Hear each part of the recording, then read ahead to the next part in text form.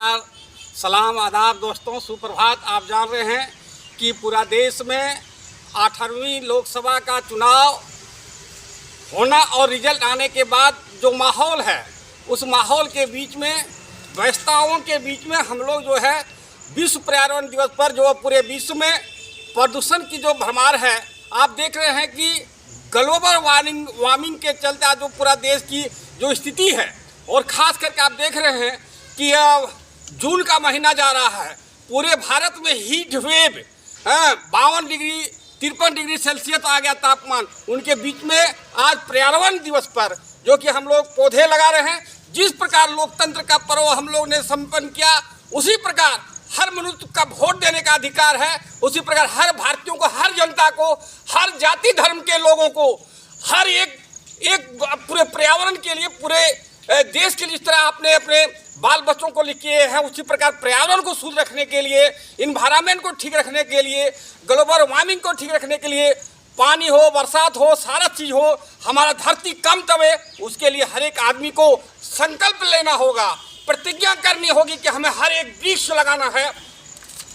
और वृक्ष से जानते हैं कि अनेकों लाभ है, और वृक्ष है तो जीवन है। तो तमाम दर्शकों को कि बहुत अरसे के बाद हम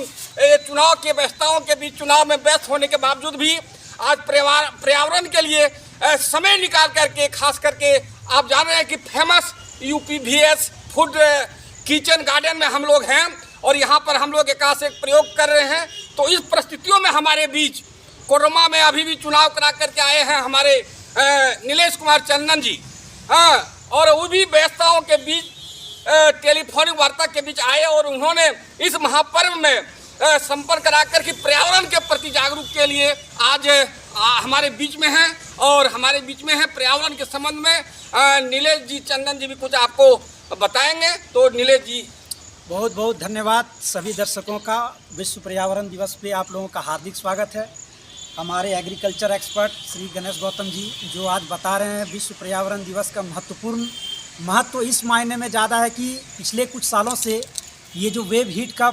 शुरुआत हो चुका है, ये कहीं ना कहीं पर्यावरण को ह्रास करने के ही कारण हो रहा है। और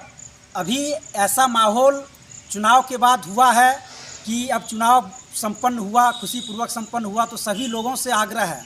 सभी हमारे खास करके हम जिस एरिया में हैं या पूरे देश के सभी लोगों को मैं आग्रह करता हूं कि अपने हिस्से का गर्मी आपको जितना लगता है उतना तो कम से कम आप अपने हिस्से का एक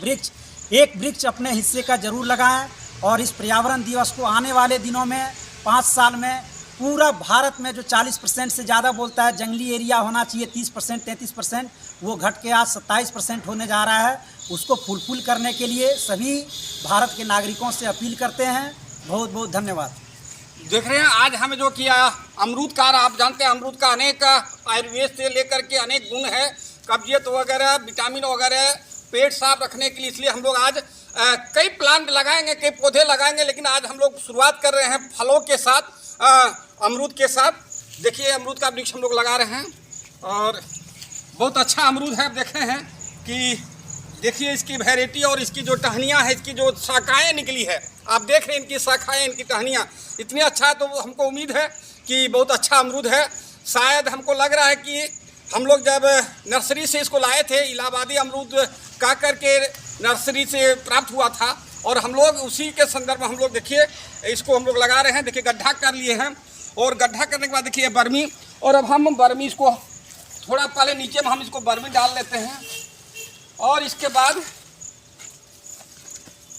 और हम आइए हम लोग सबको इसमें थोड़ा हाथ दे दें। आइए चंदन जी, तो ये तरह का अमरूद का हम लोग जो है कि वृक्षारोपण पर्यावरण दिवस पर आप तमाम लोगों से आग्रह है, आप भी अपने घर के आसपास कहीं भी कम से कम एक वृक्ष लगाएं। और वृक्ष काट कर यदि नहीं फलदार वृक्ष है तो नीम का, जामुन का, आप जाकर के बट वृक्ष हो गया, पीपल, ये सब का वृक्ष आप लगाएं, करंज का, ताकि आयुर्वेद, बबूल का, इन सब चीज़ों से आपको आयुर्वेदिक गुण भी प्राप्त होगा, लकड़ी भी प्राप्त हो, छाया होगा, और इस तरह का जो